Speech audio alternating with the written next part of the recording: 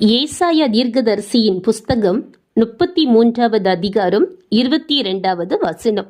கர்த்தர் நம்முடைய நியாயாதிபதி, கர்த்தர் நம்முடைய நியாயப்பிரமாணிக்கர், கர்த்தர் நம்முடைய ராஜா, அவர் நம்மை இரட்சிப்பார். இந்த வசனம் கடவுளின் ஆட்சி அதிகாரத்தையும் மக்கள் மீது அவருக்குள்ள அக்கறையும் வலியுறுத்துகின்றது. நியாயாதிபதி என்றால் தேவன் நீதி வழங்குகிறவர் மற்றும் நியாயம் தீர்க்கிறவர். நியாய பிரமாணிக்கர் என்றால் தேவன் சட்டங்களை அளிப்பவர், நீதியையும் தர்மத்தையும் நிலைநாட்டுகிறவர். நம்முடைய ராஜா என்றால் தேவன் எல்லாவற்றையும் ஆளுகை செய்கிறவர், அவரே நம்முடைய ஆட்சியாளர் என்கிறது. நம்மை இரட்சிப்பவர் என்றால் தேவனே நம்மை அனைத்து ஆபத்துகளில் இருந்தும் துன்பங்களில் இருந்தும் விடுவிப்பார் அல்லது தப்புவிப்பார் என்பது.